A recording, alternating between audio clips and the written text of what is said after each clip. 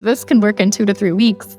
I want people to know that they can feel better and vital and full of energy and have just live their lives the way that they're supposed to live and not be stuck in this fatigue and stress zone for years. Dr. Izabella Wentz, we're going to address the elephant in the room right away. And this is the terminology used in the book, adrenal dysfunction versus classically in the natural health world, people use adrenal fatigue. So let's talk about why that is and if there's any differences there. Sure, that's such a good question. The term adrenal fatigue has been around for quite some time, and I believe it was coined, or at least the first person that wrote a book about this was a naturopathic physician, where he thought that the mechanism behind this condition and this cluster of symptoms was that the adrenal glands were not able to produce enough stress hormones. Since that time, we've now realized and we understand the mechanism of action a bit better, what's happening in the body behind the scenes, right? And so the adrenals are capable of producing the right amounts of hormones at the right times. There's nothing physically wrong with them, but they're not getting the right kind of messages from the brain or perhaps they're misinterpreting the messages to produce the right amounts of hormone at the right time.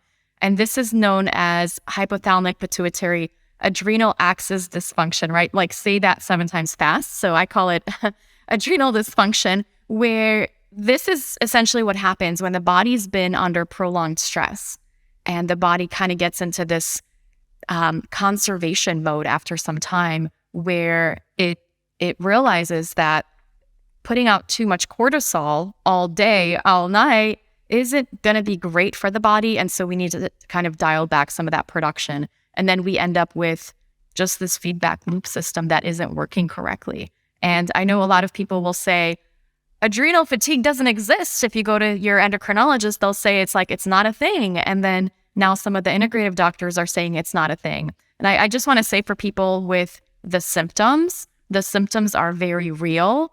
And there's also this very real mechanism of what's happening.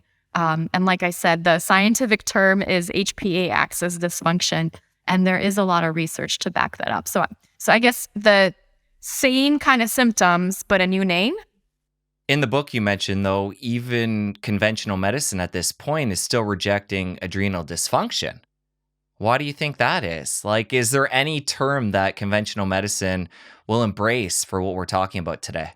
Absolutely. So I know 10 years ago, it was leaky gut doesn't exist. But if you went on PubMed and there was intestinal permeability, there's so many studies to support that. And then, intestinal permeability is a fancy way of saying leaky gut. And for adrenal dysfunction, the scientific term would be hypothalamic pituitary adrenal axis dysfunction, right? And HPA axis dysfunction is another way to put it. And that's where all of the science, if you look into PubMed, that's where you'll find all of that supporting research, that it is a real thing. All right, for our purposes today, we're going to say adrenal dysfunction. And I think a good place to jump in sooner than later is to talk about if somebody is experiencing this, and we're going to get more nuanced down the line and talk about early stages, middle, and then down the line if it's been going on for a period of time. But let's talk about early stages and what someone would feel if they're in the early stages of adrenal dysfunction. In the early stages, so if you've been under stress for a little bit, right, you might start feeling very edgy. You might have trouble sleeping in the evening. So you might go to bed and you feel wired but tired. You might have night wakings. You might wake up and kind of maybe wake up actually too early in the morning where you're oh, why am I up at 4 a.m.? What's going on? And just feel you're ready to go. Everything is urgent. People around you are slow and not smart enough, right? You kind of feel very, very edgy and irritable. And this is sort of the body's kind of nudge when you sense that there's stress in the world to help you get into that survival mode. Normally, or I guess initially, this was very helpful when we were chased by bears, when we were going through a really challenging situation that threatened our survival. And that, of course, is something that's kind of left over from those days. But rather than actual life-threatening events, we have like traffic that can trigger this for us, or sleep deprivation, or just psychological stress, or even stress within our own bodies. In your book, you have these graphs that really illustrate the different stages really well when it comes to cortisol. But for our purposes today, let's describe early stage, what's happening with cortisol. So we're getting into the physiology here. Great. So in the beginning stages where somebody feels like really irritable and really just kind of can't sleep and just that wired feeling, usually their cortisol output throughout the day is going to be too high. When we have a healthy cortisol curve, we usually will start off with like a little bit of cortisol in the morning, and that gradually declines, and you feel like you're on this little bit of a slide where throughout the day you'll get progressively more tired, but you'll to the point where in the evening you'll be able to go to sleep and rest well and have restorative, refreshing sleep. And in the morning, you get out of bed and you feel like your brain's working and you're ready to kind of take on your day. You have a good mood. You have good brain function. Your memory's working really well. But that's where we want to be, right? And so where there's a deviation from that, we have that full day of cortisol where you kind of jump out of bed wired and you're like, oh my gosh, I'm so behind on everything in life, right? I'm so overwhelmed. I need to do more. And then that can go on the whole day until even interfering with our sleep. And then for somebody who continues to push it with the stresses in their life, how long does it take to exit that acute phase and move into the in-between? We generally, like the acute phase should be just last few hours or a few days, right? Maybe to get you through a stressor, and then we're supposed to be like, shake it off, right? And then or sleep it off, or whatever the case is. And then we're supposed to get back to that beautiful, healthy curve. But when we have prolonged stress, this doesn't happen. And I think it depends on the person, anywhere from a few months to maybe a few years, where you might be in that high cortisol stage. Eventually what can happen is that your body will start slowing down that cortisol production throughout various times in the day. Initially, we might see that 3 p.m. slump, right? So a person at 3 p.m., they will have a bit of a drop in cortisol. And this can sometimes feel like you're on an emotional roller coaster, or an energy roller coaster, where you have all of this energy and all of a sudden you have this slump and you feel really tired, like you need to take a nap. You might feel hangry, right? You might feel irritable. And as time goes on, you'll see the person will be on this roller coaster where whatever reason, they're just not in tune to the circadian rhythm. So they have more energy when they're supposed to be resting, but it's not a good energy. It's more like an anxious energy. And then when they're supposed to be having, when their brain is supposed to be working, that's when they have brain fog and fatigue, and their body thinks it's nighttime, right? They think it's nap time.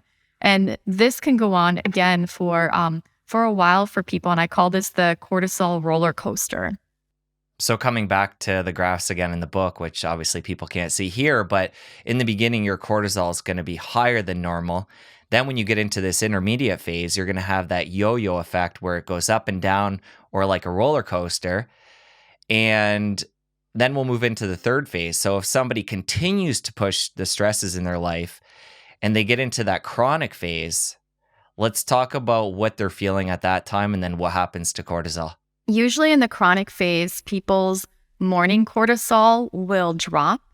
And so rather than getting that beautiful cortisol kick in the morning that gets them out of bed, they'll feel sluggish getting out of bed, and they're going to want to sleep in. And sometimes when they wake up, they're not sure who they are, where they are, what they're supposed to be doing. And it just takes them a while to kind of get out of bed.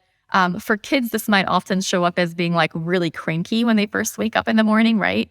And so this is something that will happen where you're like, okay, I am waking up tired. And then throughout the day, you kind of maybe start getting a little bit more energy by the noon and the afternoon. And then you actually end up with something that's very frustrating, that you get like this kick of energy in the evening. And with like, you're tired all day, and then you're like wired at night, and you just want to sleep, but you can't fall asleep because your thoughts are running through your brain, and you just feel kind of edgy. And this is the flipped cortisol curve, where, you kind of are just completely out of alignment with the circadian rhythm. And then coming back to what you talked about before, the HPA axis, Let's talk about, because we've been talking about the cortisol aspect, but let's take that back to the brain and talk about the signaling that comes from there to the adrenals. Sure. So generally, when we sense stress, the brain is going to let our adrenals know to make more cortisol to help us get through that.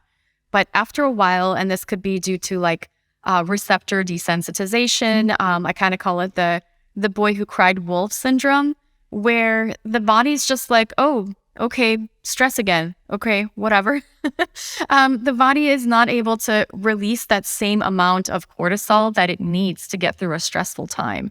And the people that I typically have worked with, unfortunately, with autoimmunity and chronic fatigue syndrome, hypothyroidism, they end up with a flatlined cortisol curve where they just are not producing enough cortisol throughout the day. And even when they're faced with a stressor, sometimes people will say, like, you need to do eustress or positive stress, like take a cold plunge or do some fasting. This, rather than like giving them a little bit more resilience, it actually pushes their body deeper into feeling unwell. And this is essentially like you're stressed, but your body doesn't produce the right response to it. This is such a good point to highlight here. The fact that somebody who is experiencing what we're talking about today, the adrenal dysfunction, whatever part along that continuum, a lot of times what they're going to do is search for answers and maybe come across a podcast like this or read a book and then learn about cold plunging or saunas or these different hormetic stressors that are good for the right person at the right time. But when you get to the point where we're talking about here, you've already pushed it and you have a lot of stress going on. You need to step back and let your body have time to repair and recover, or you're going to further facilitate yourself down that continuum.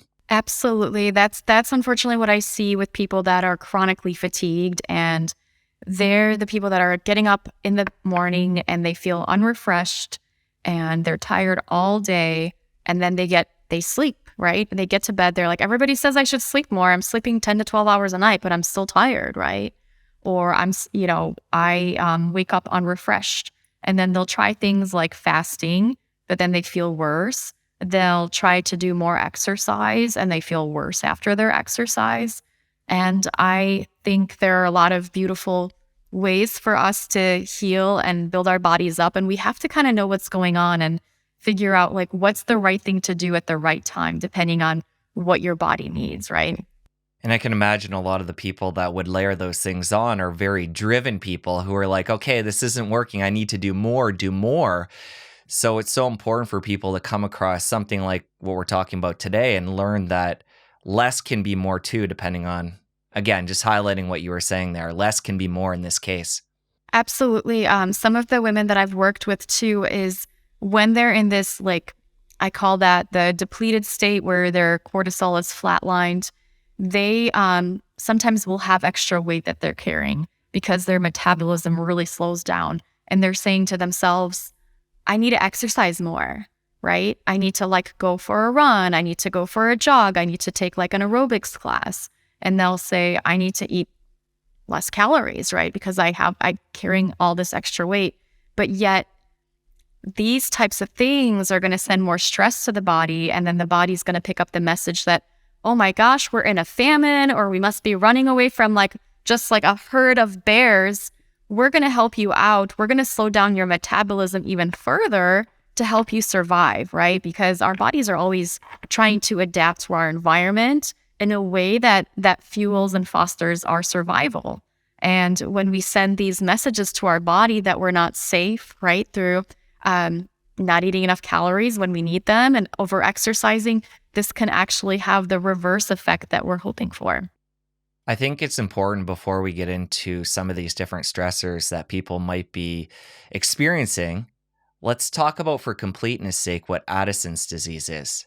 This is something totally different than what we're talking about now, but somebody who is experiencing adrenal issues might be experiencing this, and talk about how common that is.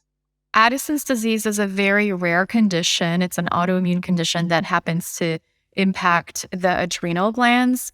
And when about 90% of the adrenal glands have been destroyed, is when we end up with Addison's. And at this point, the adrenal glands are physically unable to produce enough cortisol at the right times. The person can have really severe symptoms. This could be a life-threatening condition. And for people with this condition, they generally are going to need lifelong support with medications that help to support their cortisol production in the body. And this is kind of, I feel like, where things get a bit tricky from the natural medicine and from the, I guess, more conventional medicine, because people will say, like, I think I have adrenal issues, and they'll go to their conventionally trained doctor, and the doctor will test them for Addison's, right? And they won't have it. And then the doctor will say, no, your adrenals are fine. But it's like just two different things that we're talking about. So Addison's disease is a very serious and life-threatening condition where I would say that adrenal dysfunction, adrenal fatigue is something that really just steals our vitality and gets us stuck in a stress response. And it's something that's like a chronic condition that over time slowly takes from us, where Addison's is something that's life-threatening that you have to, if you're in an Addisonian crisis, you have to go to the emergency room, right? So it's two different things, but also both are related to cortisol and how our body responds to stress. You mentioned the fact that Addison's isn't common, but for somebody out there who might be worried, am I experiencing adrenal dysfunction or Addison's? Is there any way for somebody symptom-wise to determine which one they're experiencing? I would say the Addison's would be more severe. So definitely the same kind of pattern of you just have no energy, you're really, really tired, your muscles are weak, you might be depressed, you're going to be having a lot more thirst and urinating. Definitely, this is people that are like, I just can't get out of bed, right? And I would recommend, for if you're in that situation, to make sure that you do you check in with your physician and make sure that you're tested for Addison's disease. So earlier we talked about quote unquote good stressors, things like the sauna and fasting, and how those might, in this case wouldn't be ideal, but in certain cases people can use those as healthy modalities. A theme we're going to discuss throughout our conversation here is the bad stressors, things that are leading to adrenal dysfunction. So let's talk about what some of the big ones are that we need to be on the lookout for. The four main categories are going to be, the biggest one is sleep deprivation, right? So that is going to be the fastest way to get into adrenal dysfunction, HPA axis dysfunction. Then we're looking at blood sugar imbalances. Another source of stress could be psychological in nature. So current annoying, frustrating boss, or it could also be past history of traumatic stress, where maybe everything in our life is okay at the moment, but we just carry, because of the trauma that we've had, we carry a filter, and we see the world through a different lens where we perceive stress, right? When perhaps there isn't a lot of stress there.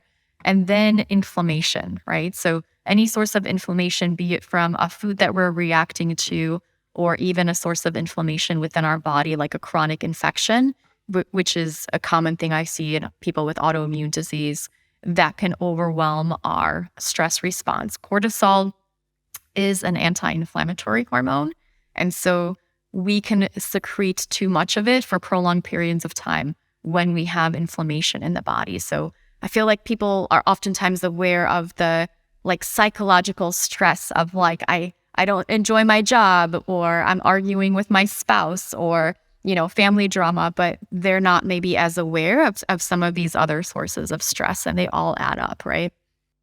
So let's go over the four again. We have sleep, we have psychological, we have inflammation, and what was the other one?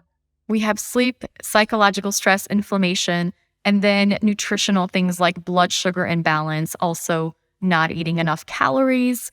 I put that in that category. Whenever we're overexercising, whenever we're doing something to our bodies that is going to send the body a danger signal. So you're not safe. You're pushing it too hard, right? Well, let's start with the sleep piece. Let's dive into each of these and give people an idea of what might be causing it on a specific level. When it comes to sleep, most people have probably heard get your 8 hours of sleep and, things like blackout blinds and making sure they're consistent with their bedtime and the time they wake up. But let's get into some of the nuances, starting with the physiology. When people start skipping on sleep, what happens with the adrenals? It's one of the fastest ways to get into deprivation. I think everybody can do an experiment. Whenever you don't sleep, how do you wake up? How do you feel the next day, right? Do you feel as calm and patient and happy and grounded and energetic, right? No, probably not, right? And so this happens for many people after just one day of sleep deprivation and can be very noticeable. But when we have people with chronic sleep issues, and these might be things like sleep apnea, where you're not getting that restorative sleep that you need, or perhaps you might have,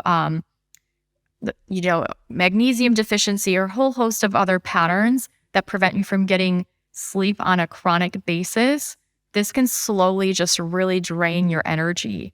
And then you don't wake up refreshed. And then your body's not sure when it's daytime, when it's nighttime. And the research out there is like, that's the fastest way to get into adrenal dysfunction, adrenal fatigue, is just sleep deprivation. And just a few nights of sleep deprivation can do it. Most people that I work with and I've seen, it's usually like a long pattern, right? Where you've been doing this for 6 months, 12 months, maybe a year, where you're waking up too early, or maybe you have kids that you're waking up with at night, or maybe you're just, you're burning the midnight fuel, right? For somebody who has adrenal dysfunction at this point and they really want to address the sleep pillar right now and in a big way, because that is an atypical situation, how much sleep do you recommend for that person and for how long, to really get in there and heal the adrenals? So I used to recommend about 10 to 12 hours a night for 30 days straight, if possible, to heal the adrenals. This got a little bit tricky for me personally when I had my own son, and he was still waking up every 2 to 3 hours. And then, throughout the years, I noticed I had some clients that were like, okay, I quit the caffeine and I'm trying to sleep, but I'm waking up every 2 to 3 hours all night long. Or I wake up at 3 a.m. and I can't go back to sleep, or I have trouble falling asleep. So a lot of times it's easy to say like, just get more sleep for a healthcare professional, right?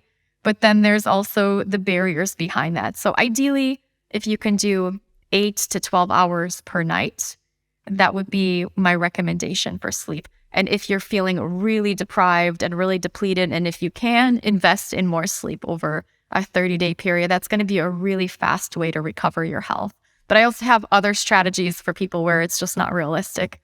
Well, in those cases where it isn't realistic, you mentioned being a new parent and how that's going to impact sleep. Can people still up some of these other pillars we're going to talk about to make up for the lack of sleep and still heal? Absolutely. So that's the whole protocol. So I focus on a variety of pillars and various ways to send the body safety signals. And sleep is one of them, and it's a really, really good one to send the body. But we can send other safety signals if sleep isn't an option. So things I like to focus on is thinking about which nutrients get depleted when we are sleep deprived, and just being able to replenish those can be a really big game changer for a lot of people. Well, let's get into that. Let's talk about what happens nutrient-wise when we start skipping on sleep. Definitely our B vitamins, vitamin C, magnesium, and electrolytes will tend to be depleted. So those are kind of my front line of things to address.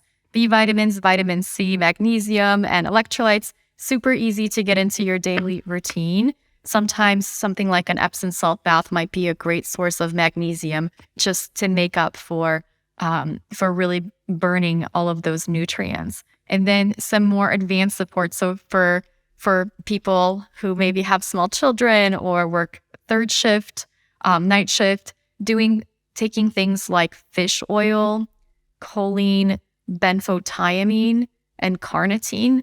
These can be incredibly healing for our brain and the effects of sleep deprivation. that that sleep deprivation can have on the brain. You've shared quite a bit there. Do you recommend a certain protocol for getting started, or do you recommend putting all those in right at the beginning for somebody? That might be overwhelming for somebody who's, not using any of those at this point. How can they ease into that? Definitely. So when I have them start the protocol, I focus on just the most critical things. And these are going to be the B vitamins, vitamin C, the magnesium, and then the electrolytes. And then perhaps adding in a few targeted things like adrenal adaptogens to help create more energy throughout the day, less energy and more sleep and restfulness at night.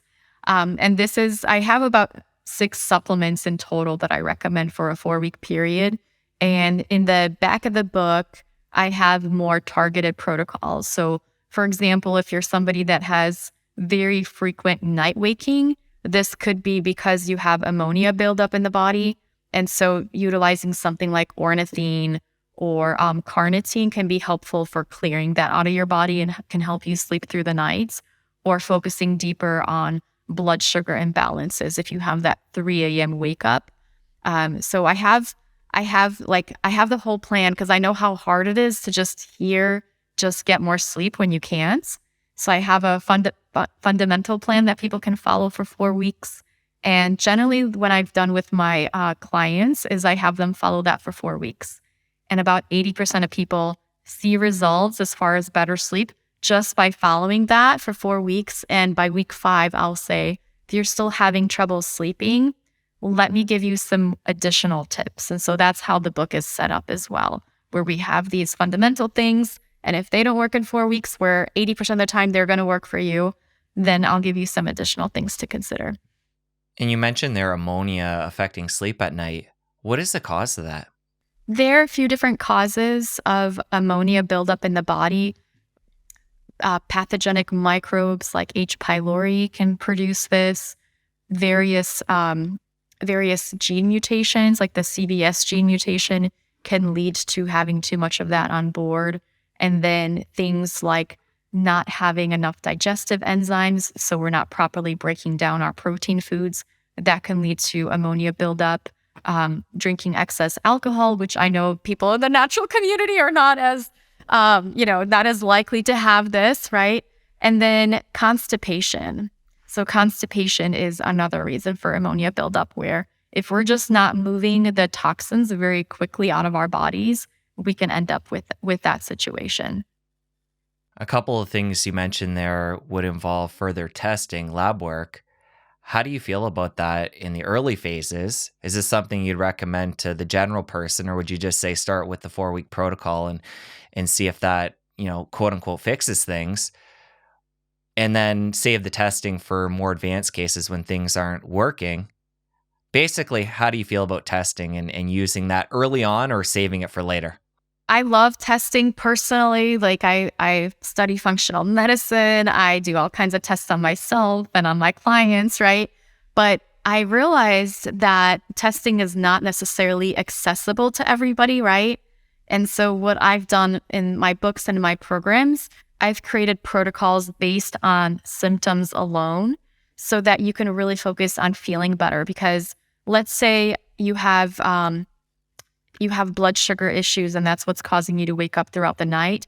I'm going to be addressing that throughout my protocols anyway by having you eat a blood sugar balanced diet and by having you utilize certain supplements that can help with blood sugar balance and focus on those habits. So I've sort of accounted for a lot of these potential root causes and triggers where the strategies and interventions that I recommend throughout the protocol, they're going to be helpful to at least 80% of the people that are going through the protocol. Like I've taken like all of my clients and I like study their data and I'm like, okay, this is what they've looked like and what patterns do I see and how do I make this really approachable so that you don't have to spend like $5,000 on functional medicine testing out of pocket and find a practitioner that could like interpret the test and then give you the right protocol. Because a lot of the times it's a lot of the same things. And I try to look for ways to have synergy with protocols, right? Like, for example, Saccharomyces boulardii is a beneficial yeast that can raise our resilience to stress. It can help to clear out various ammonia producing pathogens out of the body. It can help with yeast overgrowth, just a whole bunch of different like root causes and triggers. I try to focus on like, okay, how do we target them all with as little money spent, with as few supplements, and with a realistic, like achievable, doable plan. And when it comes to that supplement piece, you've named a bunch of different supplements people can look into and possibly include. Is it taking them just during that 4 weeks, or for people that need to extend beyond that, taking them during the repair phase? Or once people get back to a good baseline, are these things, or a certain percentage or a certain group of those, do you recommend more long-term? I have about 6 supplements that I cover, and definitely electrolytes. I think most of us could benefit from this on a daily basis, right? A lot of us are not getting enough of them throughout our day, and especially if we're dehydrated, if we're doing any kind of exercise, this is something great just to keep on hand on a daily basis. And when I say electrolytes, I don't mean Gatorade. So we do want to look for options that are not like full of artificial junk and gunk.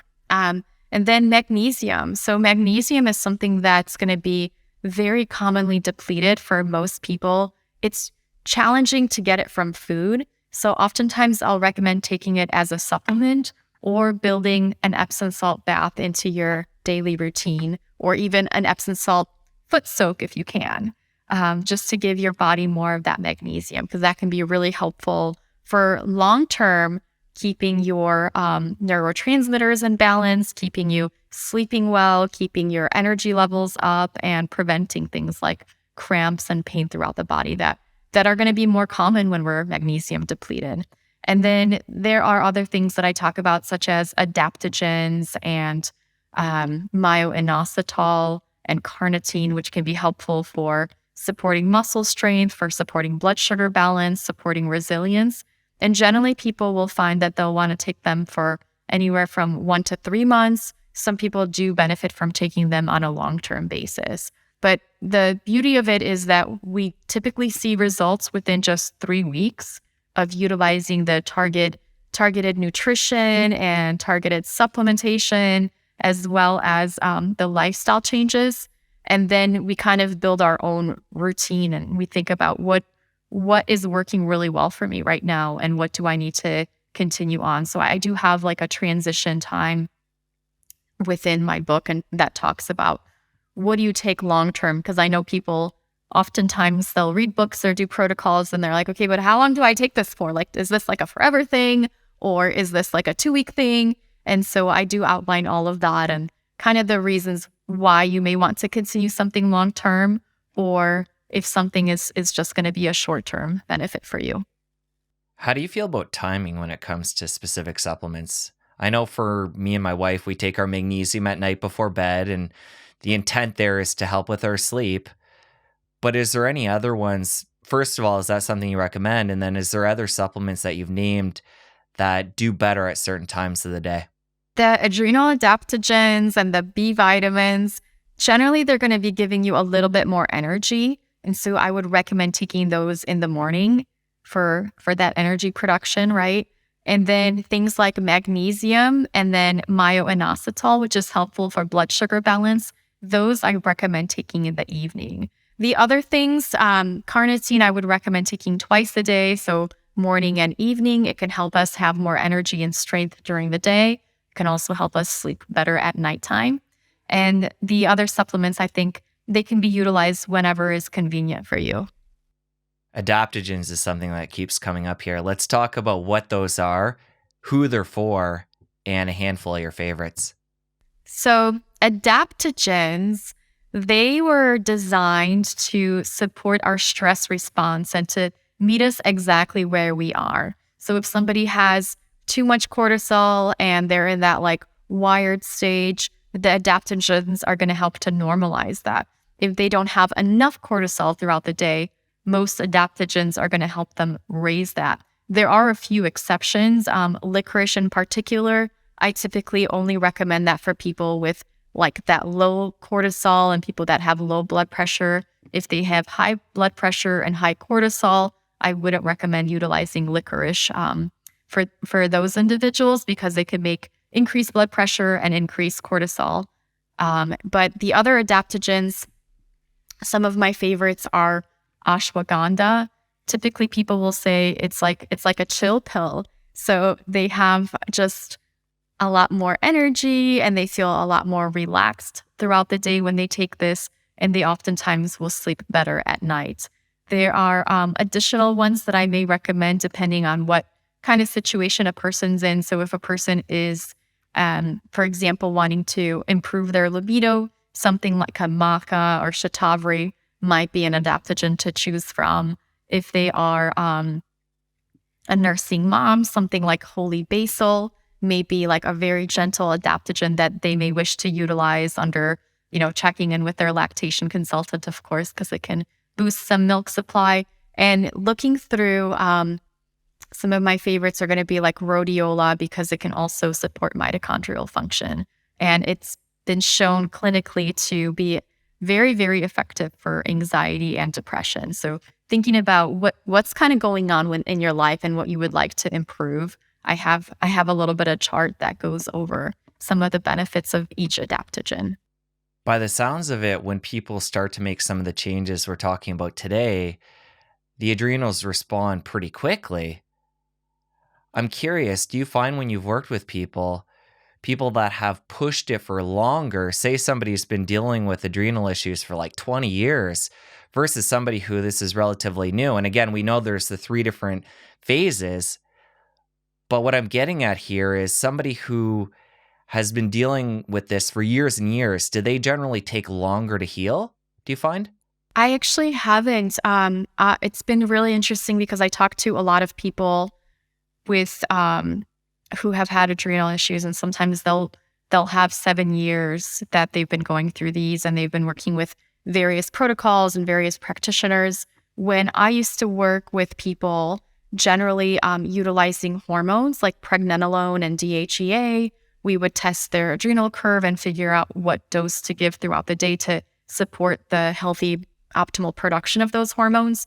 It would take like anywhere from 3 months to 2 years to restore a healthy function and get rid of most of those symptoms. And definitely the more advanced a person's adrenal dysfunction was, the longer it would take them to see results and to heal.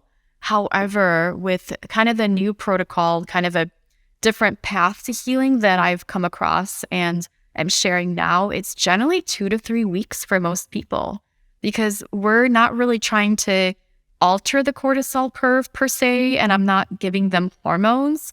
I'm just teaching their bodies on how to like move away from survival into thriving mode. And it's been really incredible because 80% of the time, people, and most of my people that I work with are like in the advanced stages, right? They'll say they feel better within just 2 to 3 weeks. And it's just because of that shift that we create, where we go from like that survival mode and we take people out of it. And it's really fun to see. I've done this as a group program now 7 times, where in the initial stages, people will be like, I'm so anxious, I can't sleep, I have such anxiety, like my husband is so annoying, and like all of these complaints. And then within 3 weeks, I kind of, the messaging just like shifts, and people are like, I didn't know I could have so much energy. I used to get overwhelmed with like taking care of my house, and I'm like running up and down my stairs, and I cleaned everything, and my, my libido's back. Holy cow, where has that been? And just everything just shifts, and people sleep better. They like feel happier. Everybody around them becomes less annoying, right? The world you just shift it. When we're under that chronic stress, we're stuck in survival. We see the world through a different lens, right? And when we can shift that, we take off those glasses and we see the world as it really is, right? Or maybe if you take enough adaptogens, you can have like a bit of a rose-colored tint too for some people, where they're like, oh wow, I feel actually like optimistic, and I've struggled for so long. So that's kind of why I came out of maternity leave and all of that, because I'm like, I need to get this message out there. Like, if this can work in 2 to 3 weeks, I want people to know that they can feel better and vital and full of energy and have like just live their lives the way that they're supposed to live and not be stuck in this like fatigue and stress zone for years. So there's a lot of good news here for people, a lot of hope. Things can turn around quickly. And if you've been abusing your body in this realm, you're not broken. You just need to take these steps and work your way back. Absolutely, absolutely. I focus too on some of the habits as well. So definitely I talk about nutrition and I talk about, food, nutrients and supplements, which are all the like really fun things that people I find with adrenal dysfunction. They're like, yes, let's do it. I'll take, all the supplements. But then we also do some like hard things. Like we look at what our patterns are in our day-to-day life. And oftentimes these things are free. They don't cost any money. You don't have to you don't have to change your diet, but you change your input, right? You change the messages that you're sending to your body. Sometimes that may require doing some deeper work for people. And that is, I feel like, where the real transformation happens, is when people let go of some of the patterns that no longer work for them. And they really focus on being kind to themselves and doing things they love and doing things that bring them pleasure and just carving out space to treat themselves really well. Well, you've given us a little taste what these hard things are, but let's get into some of the nuances here for people that really want to dive in and do that work. What does that look like? Where do they begin? One of the things I focus on is positive affirmations and just, like my whole theory on why adrenal dysfunction and why we get stuck in this stress state is we get too many danger messages from our environment, right? And so some of the messages could come from, like we talked about, inflammation, sleep deprivation, nutrient issues, blood sugar imbalances, chronic infections, but some of them are actually coming directly from us, right? And so when we're speaking to ourselves in a very critical language, in a very critical manner, that's going to send our bodies a distress signal, right? So I know I've talked to a lot of women and I've heard things like, I hate my body. My body has betrayed me. I am fighting with my body all the time.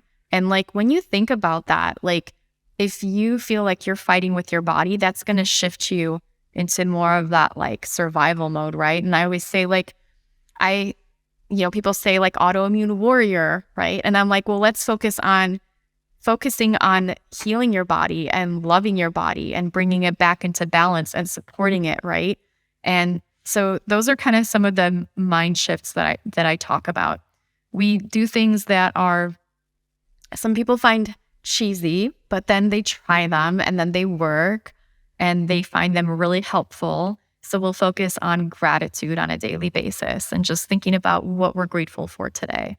That can have such a profound effect on our levels of overwhelm, our levels of anxiety, and just making that a daily habit. I feel like people are like, you know what? The gratitude thing you recommended has been the most helpful thing, right? Like I knew about using supplements, I knew about diet, but like this little thing has shifted things for me so much. And then we're focusing on my favorite affirmation is every day in every way, I feel a little bit better and better, where people will say that on a daily basis as they go through the program. And it shifts their body into believing that they can heal and believing that they can feel better. I know when I was first diagnosed with Hashimoto's and I had a ton of symptoms, I just like part of me didn't believe that I could ever get better, right? Because I had been sick for 10 years. And I thought to myself, there's nothing that like, I have acid reflux. I've tried every drug for it. It's not getting better, right? And you kind of get into this like victim mentality and you can get really stuck in this fight or flight state. And so part of shifting that is just the messages that we send to our bodies. And it starts with us, right? I've talked about this before, but I think one of the challenges with some of these softer strategies that you just talked about is the fact that they're not as objective. Like you can grab Isabella's book and it has all the different supplements we've been talking about and, dosages and when to take them. And all of that is really objective and people can get on board and know if they're doing it, quote unquote, correctly. But when it comes to things like gratitude and affirmations, it's like, am I doing enough? And when do there's a lot of nuance to it, and for a lot of people, it's new territory. So I feel for people that can be a challenge. Like you said, can be hard things. To work into our daily routine for sure. And then really focusing on one thing that I think just about nobody has complained about is going through the program is a lot of times I feel like we're drained and we have fatigue because of the things that we're not doing, right? And so sometimes you feel overwhelmed. You're doing, you're working a lot and you're doing all these things for other people. And yet, if you do something for yourself, that can be a great source of building energy in your body. Having something to look forward to, incorporating like pleasurable activities, ideally every single day if you can. Do something for yourself. Do something that brings you joy. I mean, for some of the ladies, it's like doing adult coloring books. I have an adult coloring page inside of my book for people to kind of start with that. If you don't know where to start, maybe just do that, right? And you kind of get back to a state of when you were a little kid and you would just play and color, and it can kind of really shift you into more of that like parasympathetic state of when you go out of survival mode and you shift into like rest and digest. Like really simple things like that can shift your body from that like overwhelmed survival to like, hey, I'm feeling really good now. And the body sends resources to healing. So I know I have like a tea ceremony that I like to do where I just like sit outside and I sip tea. Some of the ladies in the program have enjoyed that. Other people might, art is a really popular one, and doing something just for the sake of doing it and for enjoying it, like not turning like your, because you like to draw and turning it into a side hustle, right? Like that puts so much pressure on us, but just having those opportunities to play and enjoy life and do things for yourself, like that is like another, like probably one of the fastest ways other than getting 12 hours of sleep a night to get out of that overwhelmed state. And I know that's been helpful for me with 2 young kids. We do a lot of coloring at home organically that fell into my lap, and it's something we do on a daily basis. And I get a lot of joy, obviously, spending time with family while we do it. But just like you said, doing it for the sake of doing it. It's not like we're trying to create these masterpieces that are going to be displayed for the world. It's like we're just expressing and having fun, and we do display them on the fridge, but it's not about that. It's about being together and just letting that creativity seep through.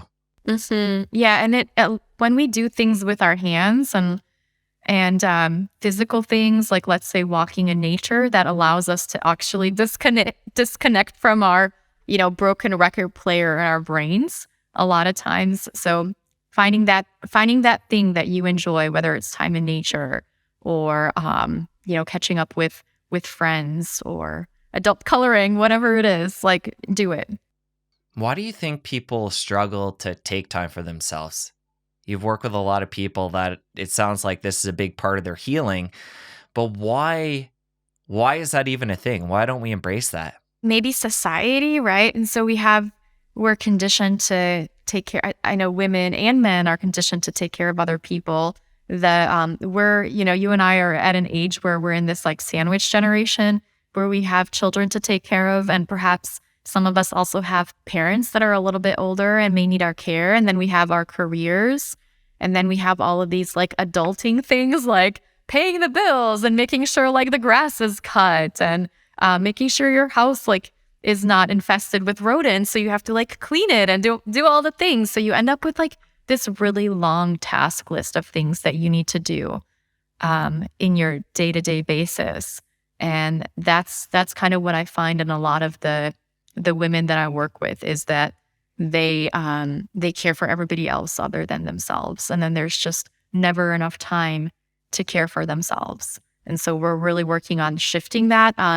Some of it is patterns that we grew up with. For example, you might be told that you're supposed to put everybody else ahead of you, right? And that's the right thing to do. Share your toy with Johnny, like you be a good girl or you be a good boy. And I think everybody's well-meaning and we're trying to create a very positive society, but sometimes that could be to our detriment, where we internalize these messages that our own care is not important enough and that we need to suffer and take care of everybody else. So part of what we work with in the program too is shifting some of those beliefs that people get stuck on, right? And they feel guilty about taking care of themselves, right? And I think part of the challenge, at least for some, is this ever connected world we live in where there always is opportunities to do quote unquote work, whether it be check your email or social media. There is always another way to connect and do more rather than, say, the generation before us where you'd go to work and then you'd have that disconnect and be able to, close the door and then spend time with the family. There wasn't these constant things that were grabbing for our attention while we were in the home.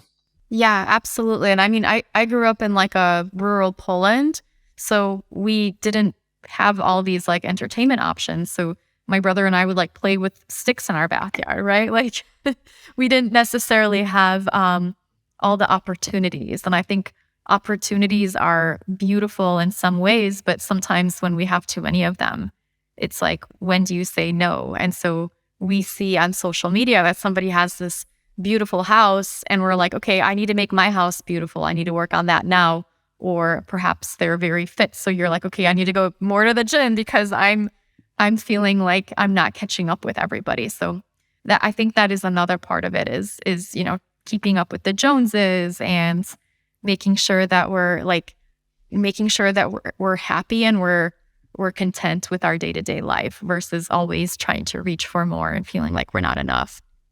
Well, you just shared a whole nother layer onto what I was saying, the keeping up with the Joneses. That's not just taking away our time, but actually seeing things that other people are doing and then comparing, which is, another layer. Yeah, absolutely. Izabella, we went deep into supplements, but I want to take some time now and come into diet as a whole. So for somebody who to this point hasn't been very cognizant of what they're eating, when they're eating, let's give them the foundation in a dietary way, what they want to consider at least. Definitely. So typically what I have people do is they eat on a schedule to start off.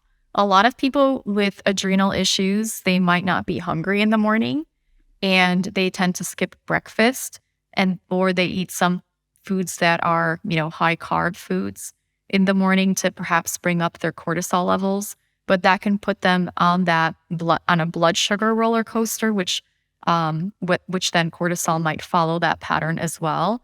And so I oftentimes will say, first thing in the morning, we're going to do something. If you're having morning fatigue, we're going to help you wake up a little bit. We're going to upgrade your orange juice to Adrenal Kickstart. I have a cup of orange juice, which is rich in vitamin C to support our stress response. It also is rich in glucose. People with adrenal issues, they tend to have low morning cortisol, low morning blood sugar, and low morning blood pressure. And so having a little bit of glucose is actually a good thing in the morning, a little bit of that sugar, fruit sugar, to help support healthy blood sugar levels. And then we're going to add some protein powder so that you are more balanced throughout your day. When we have enough protein, we don't have the blood sugar spikes that we would normally see with something like orange juice. So that kind of slows down how the orange juice spikes up our sugar. And then we're going to add a little bit of coconut milk to further kind of stretch out that blood sugar response. And then in addition to that, I'll add in some sea salt or electrolytes to support healthy blood pressure. A lot of times people with adrenal issues, they might have cravings for salt, right? So there's like this, I just ate a whole bag of chips syndrome, what I call, where they're just craving salt or they're craving sugar. And a lot of times it's like, well, your blood pressure is low, and so you need more sodium from salt to raise it.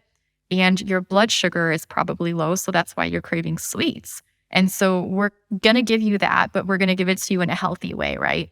Where that's going to be like one of the first things we're going to do. And then we're going to do a protein and fat-rich smoothie for breakfast.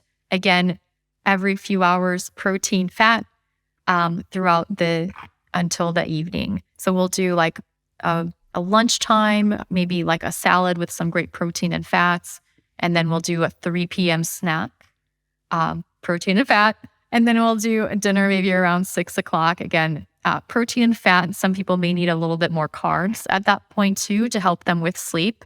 And depending on where a person is in their initial stages, we might even be adding an evening snack to help them fall asleep better, sleep through the night. If they're the people that are waking up at 3 a.m., initially I'm going to say keep a banana by your bed, right? So if you wake up at 3 a.m., that you have something to eat that'll help you go back to sleep, because you probably are going hypoglycemic at nighttime, and that's sending you a cortisol surge, and you need to eat something. And bananas can help with producing sleep hormones, right? So initially we kind of do it that way, and then over time, as we balance our blood sugar and we utilize the diet signals, the nutrition signals, circadian rhythm signals, we're going to kind of shrink that eating window so that you're eating mostly throughout daylight and you're not needing to wake up at 3 a.m. to eat that banana or that sandwich or whatever people are doing, because this is such a common pattern that I see. And for the people that are finding they're waking up during the night and needing something, so they're in that category of, at least in the beginning, having a snack before bedtime, do you recommend the banana at that time? Or if they are having a snack intentionally before bed, what do you recommend? Definitely doing something like a banana with almond butter can be very helpful for people at bedtime to help them fall asleep and sleep better throughout the night. Ideally, eventually we'll be able to like wean off of that snack. And part of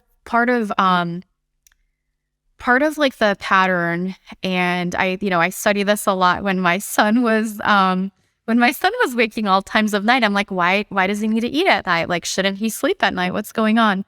Part of it is that blood sugar balance. And another part of it is our attunement into the circadian rhythm. So the cure for nighttime hunger, according to some research studies that I came across and then I utilized into my program, is getting more bright light exposure throughout the day and not having more light exposure in the evenings, right?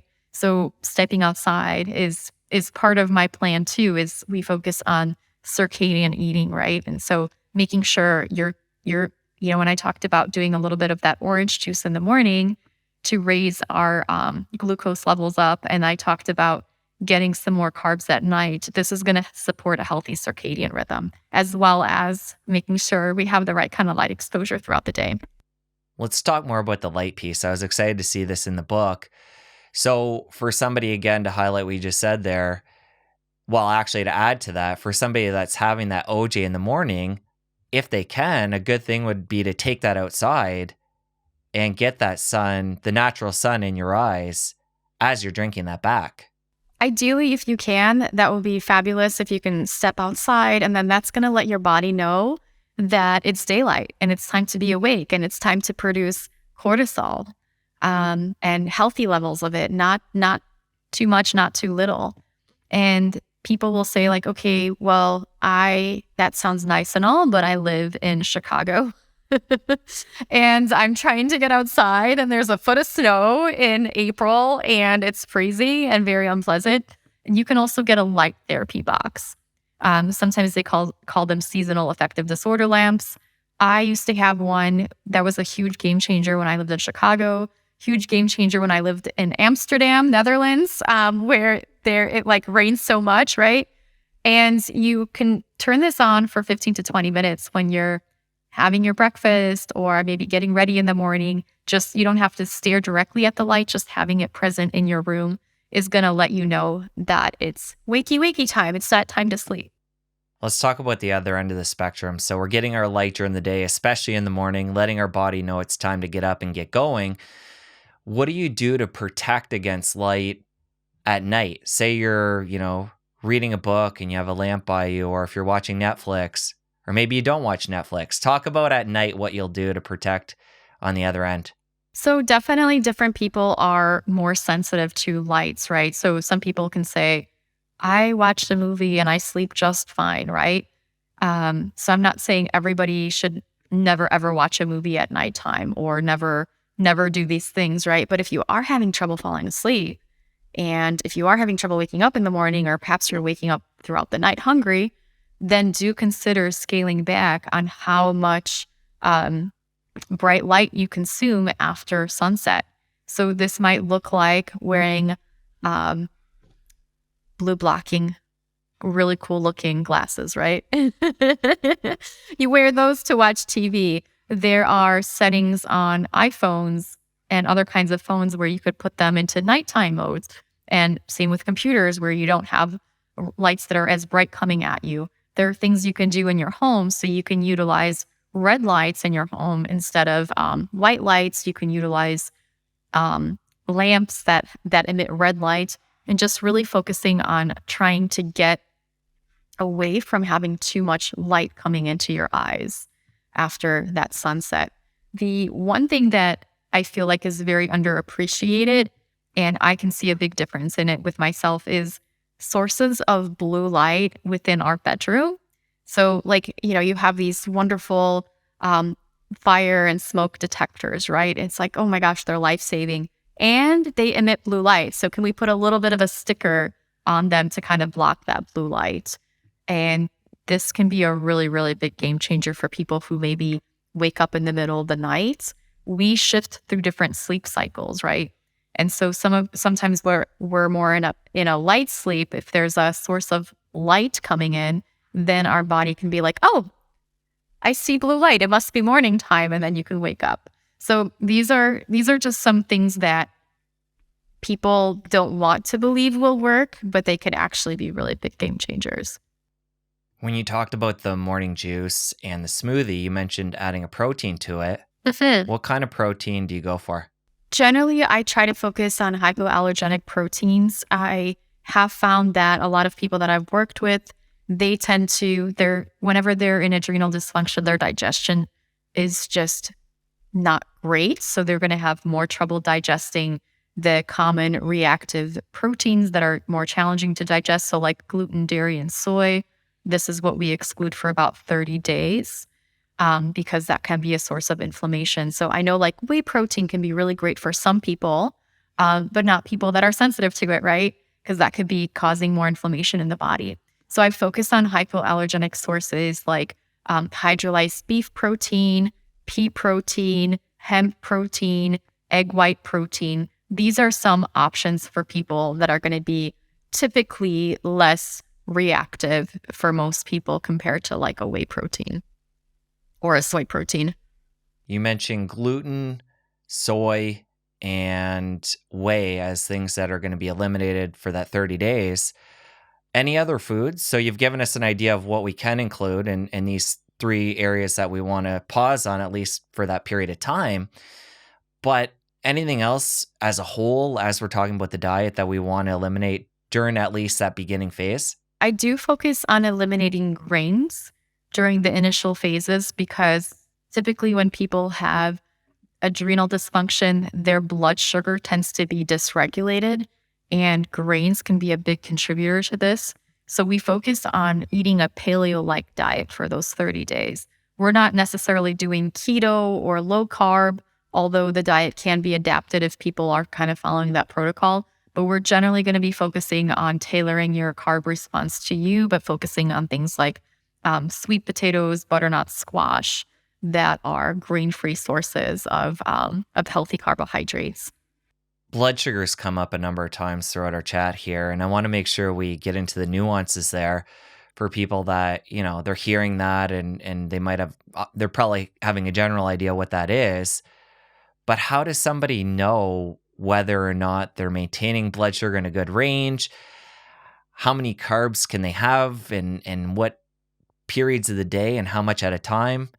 I know it's nuanced, but just for people to give them a general idea, how do they look up at blood sugar? Definitely if you're feeling more tired after you're eating your meals, and if you're more tired after like carb heavy meals, that's going to be a sign that you need to cut back. If you feel like you're eating carbs for breakfast and then within a few hours, you feel irritable and angry, that might be a sign that you might have something known as reactive hypoglycemia, where your response to the food might be that your body produces like too much insulin and you become hypoglycemic, and that can send a cortisol surge. So really looking out at your symptoms and how you feel throughout the day. There are, I would say, everybody's a little bit different. Their carb tolerance might be different, but I would say most people probably don't eat enough protein and probably don't eat enough fats. We generally want to have at least, with protein intake, one gram of protein per kilogram, all the way up to 1 gram of protein per 1 pound of ideal body weight for the person, to really support their production of neurotransmitters, to really support repairing their body. It's really interesting because people typically think that like if you're like a bodybuilder, you need more protein, right? But also people with chronic illness and people who are elderly, people like that need to repair their bodies more than almost as much as some of the bodybuilders. Perhaps not to that degree, but a lot of people with chronic illnesses, they do need more protein than they think that they do. And sometimes balancing your protein with your carb intake will help you tolerate more carbs. One thing, and I love testing, and I know not everybody is into it, not everybody can afford it, not everybody can get a prescription from their doctor, but there is something that might be covered on your health insurance if you can get a prescription from your doctor. Otherwise, you can pay out of pocket for it, and it's a continuous glucose monitor. It's something that you wear right here on your arm, and then you like click it in. It's got like, it's very intimidating when you look at it at first because you're like, am I needling myself? But the needle is so tiny, so it just goes right in. It doesn't even hurt when you put it in. And you can wear that for a few weeks and it'll monitor how you respond to food. So it could be really, really interesting. I know I've had some colleagues who are nutritionists that are like, holy cow, I did not know that rice would do that to my blood sugar. My blood sugar, goes through the roof when I have rice. Or I learned personally, if I drink a glass of wine in the evening, then I'll become hypoglycemic at night. And this makes a lot of sense for people, right? Where that's a lot of sugar and your body will secrete too much insulin. So it's really helpful if you're trying to figure things out to see like a real-time response to foods. And to figure things out, I'll elaborate on that. People don't need to be attached to one of these forever. It's a great thing to do in the short term. I've gotten a lot of data from doing it periodically. And then you can learn how, different foods again are affecting your blood sugar. And another layer on this is the fact that we're all different. So just because Izabella reacts a certain way to certain foods, you only really get that objective data when you have one of those on and you can see how your biology reacts as you eat different things. And I think that's such a great point that you bring that up, because I know some people were saying like, I react to blueberries and lettuce or random things that I was like, why? I wouldn't even think of those things to be a big issue for people. And then other people are like, and I do just fine with potatoes. Like typically I would think that potatoes would be something that's super starchy and can send our blood sugar too high. But there are some people that are like, nope, potatoes just fine for me, but can't even eat a little bit of rice. So it's super interesting to be able to see that real-time data for yourself and tailor things to yourself. Caffeine was touched on before, but I think it's important we go into the nuances here because especially with the population that'll be drawn to this conversation, if people are feeling burnt out and stressed and they've been pushing the body for a long period of time, a lot of people have been using that to get through the days, understandably. So for somebody that wants to step back and go the other way and repair their adrenals, how important is it that they cut back on caffeine, or is it important, and how can they do that? So I used to recommend that as part of the adrenal protocols when I worked with people in the past. And I remember I had this one lovely client who was drinking 6 espressos a day and she wasn't sleeping well at night and she was tired throughout the day, had a lot of issues with frequent urination. And I was like, okay, well, let's quit the caffeine and you'll feel so much better. And she's like, I quit the caffeine and I'm still waking up all night. I'm still having to pee a lot. And, and I have even less energy than I did, right? And so personally for me, when I was a new mom, I was like, there's no way I can quit coffee. Like I just started drinking it. It's helping me get through my day. So I totally get it. And I've also kind of come to the conclusion that people tend to self-medicate with caffeine, right? I used to think like, okay, the person is sick because they're drinking too much caffeine and because they're drinking too much wine. And yes, it's a two-way street. But for some people, it's like they're trying to get on that healthy cortisol pattern and that healthy cortisol curve. And they're trying to boost that up with caffeine in the morning to increase their cortisol. And they're trying to bring it down with like wine or alcohol in the evenings, right? And so the thing that I do initially is I help people build energy before I will ask them to quit caffeine, right? And we go through, maybe in the morning, you have that Adrenal Kickstart drink and you step outside. That's going to give you energy naturally. And maybe like you don't crawl out of bed to your coffee machine, right? You like, you make that little smoothie, you step outside, and then you make your coffee. You give your body a little bit of food before you drink that coffee. And that can be very helpful. And then we're focusing on optimizing sleep at nighttime. So utilizing blood sugar balance, magnesium, inositol, adaptogens. And you're going to be able to sleep better at night, have more refreshing sleep, so you won't need as much caffeine in the morning, right? And initially I'll say like, if you're having trouble sleeping, you might want to push back your caffeine before 3 p.m. I know I used to be able to drink caffeine any time of day. I turned 40. If I drink it at 3:01, I won't be able to sleep. If I drink it at 2:59, I sleep just fine. And I know there are nuances for different people like that they need to consider. Can we shrink the little window of caffeine intake that you have before we give it up completely? And then we go through like a 25% reduction if they're ready. And people will say like naturally by like week 3, they just have more energy and they sleep better and they just don't need as much. I'm picturing you at 2:59 running to the coffee maker to go make a tea to get that last one in. True story. Isabella, earlier when we were talking about different areas of stress on the body, inflammation was one of those. And I know that ties into diet and, people that are eating processed foods and different foods that aren't healthy for the body are going to cause inflammation. But what are some of the other areas, the big areas when it comes to inflammation specifically that people need to be on the lookout for? So definitely inflammatory thoughts, inflammatory people, getting rid of those can be, as helpful, sometimes even more helpful than getting off of inflammatory foods, right? And then thinking about things like overexercising. If we're exercising too much, that can bring too much inflammation into the body. Looking at sources of if you have chronic infections that are unresolved, that could be another important source of inflammation. And of course, nutrition is such a foundational part of balancing the inflammation in our bodies. I think that's a great place for most people to start.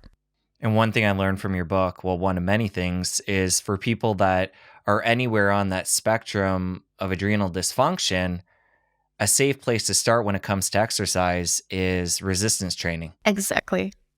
So depending on where you're at, you're not going to want to necessarily get into the aerobic part, but resistance training can get people moving and get people started, at least in the beginning.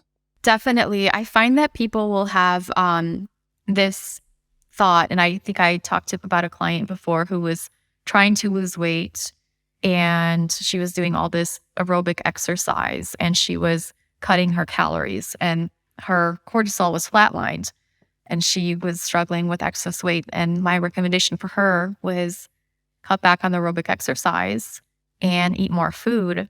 And she was like, I'm horrified. I don't know if I can handle this. But sure enough, she did. And she was able to lose like 5 to 10 pounds within that 4-week period, right? Of that like stubborn weight. And this is because when we consider what state we're in, when we're in adrenal dysfunction, we're in a catabolic state where our body is breaking itself down to fuel the stress response.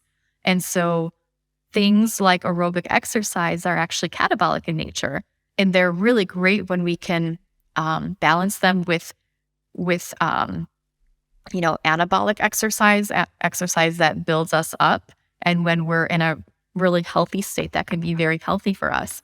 But when we're in that depleted, overly catabolic state, it's like a further stressor on the body. So we're really focusing on building the body back up. And we're doing that with like the protein and the muscle building exercises, getting plenty of rest, utilizing like electrolytes and mitochondrial support to do some repair for our bodies before we dive into some more of the aerobic exercises. Now, there are some people that are perhaps, in that high cortisol state where they feel better after aerobic exercise. And so that's actually an indication that the exercise is good for you if you feel good after you do it. A good way to test. And this sort of ties back to what we talked about before, where some of the harder stuff is a little more subjective when people want to get in and do this work. Do you find when you're working with people, a lot of times they avoid some of that deeper work and take on things like diet and supplements, but aren't getting to the root? So what I'm getting at here is we'll use supplements as an example, using those almost like a medication where it's like, okay, I can go and take these, they're natural, but I'm not addressing, say, the trauma and some of the other things that are deeper. And I'm pushing that off using a more natural realm. Absolutely. And I feel like these ways to repair our body are so effective and so helpful to get the body back into that rest, digest, thrive state. But if we haven't addressed some of the underlying reasons or patterns, like perhaps if you feel like your self-worth is tied to how productive you are, right? You're always going to be pushing yourself beyond your limits. And then you're just going to get back into that, hey, sleep deprived, overworked state. Or maybe you have body images where you feel like you really need to be like perfectly fit every single day of your life, and you're over exercising and dieting too much. Part of the repair work might be working on those body images, right? And learning like what you should be doing, right? Learning to tune into your body's signals of like, hey, my body needs rest, right? I'm irritable. Maybe I need to get some rest right now, or maybe I need to eat a snack right now. I have a trigger toolkit for people that I have in the book that talks about, doing this deeper work can be very triggering for us too, right? So kind of facing our demons, right? And kind of fixing our patterns. And we don't do that as like a first strategy. We want to give people more energy first, and we want to give them like more resilience first before we dive deeper into those things. And it makes sense, because if we're already in a depleted and burned out state, the last thing we want to do is like turn our life completely around and turn like, I think our patterns give us safety, right? Because this is how we've always done things. And change in itself can be a stressor too, especially if we're changing our beliefs and thought patterns and our behaviors, right? I like that idea, working on the energy first and using that to facilitate some of the other work. Yep, using the energy to facilitate the transformation, right? Izabella, I'd say our central theme of this conversation is sending signals to the body that it's safe and removing things from our life that are signaling unsafety or not being safe. So what I want to do is throw this at you before we wrap things up here. Any big areas, either inputs or things we need to remove that we haven't talked about yet, that people need to be aware of to have that general sense of safety? Definitely. So it's all about the inputs, right? So if we're getting overwhelmed with too many danger signals, we want to counteract that with some more safety signals and kind of tip the scale. So our body shifts into that safety zone and that thriving zone. And there's a whole host of different safety signals we can think about adding, and we can talk about removing some danger signals. Both of those are going to be helpful, right? And so I kind of focus on the low-hanging fruit. So what are the sources in your stress in your life that you can get rid of, right? You can't necessarily get rid of your job. Some people can, some people can't, right? So we figure on working on that. If you have a history of trauma, this could be a stressor for you, something very heavy that you're carrying around with you, leading to inflammatory thoughts. So working on through that can remove that source, that could remove that stressor. And then the kind of inputs that we're working with are going to be focused on the nutrition, so blood sugar balance, making sure replenished with nutrients. You're not eating foods that are inflammatory to you. You're hydrating well. You're getting your rest. You are doing things that bring you joy in your life. You're sending your body positive signals and affirmations. You are building your resilience, things like meditation, breath work. These are all fabulous ways to kind of shift our body into that safety mode. Not everybody does them. The people that do can swear by them. There are definitely other things like chanting and prayer that may be more aligned with somebody's personal beliefs or their comfort level or what they find enjoyable. And really just focusing on, I tell people like something really simple, because I have these things that work really well in people, but you can create your own map of healing and your own safety signals and your danger signals. And you take a piece of paper, you divide it in half, and you, on one side, say, this makes me feel better. On the other side, you say, this makes me feel worse. And you make a list of all the things that make you feel worse. What is it? Maybe it's fighting with others, or maybe it's running late, or going to a certain type of exercise class. And then you have a list on the other side of the things that make you feel better. Maybe it's time in nature. Maybe it's prayer. Maybe it's worship. Maybe it is playing pickleball. Whatever the case may be. And you create your own path, right? You create your own path to healing that way. For anybody that's stuck around to this point, I feel like they've been given hope, inspiration that there is a path out of this. But for anybody who is still feeling like, I don't know, I see like this is working for some people, I'm sure, but I feel so broken and I can't see myself coming out of it.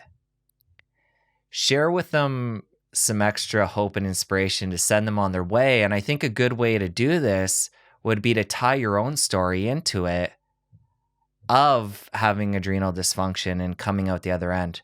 Oh my gosh, yes. So the first time I came across adrenal dysfunction was on my healing journey. And I had Hashimoto's. I had chronic fatigue for almost like 10 years in my 20s. And I had trouble waking up in the morning. I had trouble like with my brain function throughout the day. I was starting to get forgetful. I had very unrefreshing sleep. Not to mention I was exhausted by like 9 p.m. I would be like in bed, and then I'd wake up at 8:30 the next morning, like barely dragging myself out of bed. And this was kind of like people say this, they feel like they're a high achiever stuck in a lazy person's body, right? And it's just so frustrating. It was so frustrating for me because there was so many goals and hopes and dreams that I had, but I couldn't do any of them because I didn't have enough energy. Like all I could do was like wake up, maybe walk my dog and go to work. And then I'd come home from work. I'd be exhausted. I'd be on my couch by like 5 p.m., right? Maybe I'd eat some food and then go to watch TV and go to bed. And that was like my life day in and day out, and just not super inspiring. Like I had all of these dreams, but I was just like, that's unrealistic, right? And then something shifted where I just started to look for more answers. I think I started losing hair. I was like I'm a Leo, so it's like my mane, right? Where I always like, in your 20s, you don't, and when you have autoimmunity, you don't look sick, right? People are like, you look just fine. You're faking it. Like you're just being lazy. But the hair loss, I was like, okay, this is real. I need to do something about it. And I just kept pushing for answers and finding doctors. Eventually, I was diagnosed with Hashimoto's. Started on the thyroid medications. They helped a little bit. And we know that thyroid issues can concur with adrenal issues. About 90% of people with thyroid issues will have adrenal issues. And you can't just support the thyroid gland without supporting the adrenals, because if you do, which I found out the hard way, is you end up becoming more fatigued. And you can actually further, when you take thyroid hormones, you can unmask low cortisol patterns. That becomes worse because the hypothyroidism means we slow down cortisol clearance. But I digress. So I got off of inflammatory foods that helped a lot with my digestive symptoms. But then I still struggled with the fatigue and the energy levels. And so I came across adrenal fatigue. Initially was very skeptical, but once I started utilizing the treatments and the recommendations, I was like, I feel awake. I'm able to wake up in the morning. I have energy. My brain's working. I'm not anxious anymore. I'm getting refreshing sleep. And I felt like at that point I could like follow my hopes and my dreams. I've been able to help so many more people as a result of my healing journey just by writing books about healing. I'd always wanted to be an author. I'd always wanted to write, but couldn't do it. And I have a full and beautiful life. I have a young son who's my world. I have a husband that I enjoy spending time with, and friends and family, and love to help others. And I wouldn't have been able to do any of that. I was like, there's no way I'll be able to be a mom. I'm too tired. I can barely take care of myself. And definitely, as we know, kids, you need a lot of energy to take care of kids, right? So it's definitely possible. It's definitely doable.